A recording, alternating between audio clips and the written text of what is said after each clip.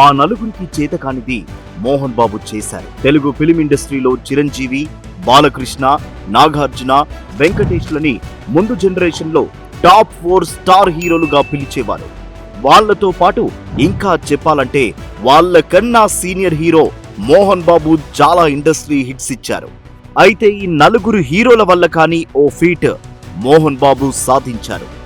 దర్శకేంద్రుడు K Raghavendra Rao సొంతంగా ఓ production company పెట్టి అందరూ అగ్ర హీరోలతో సినిమాలు తీశారు.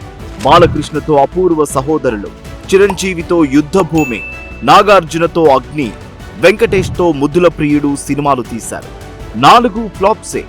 రాఘవేంద్రరావు నష్టపోయారనే చెప్పాలి.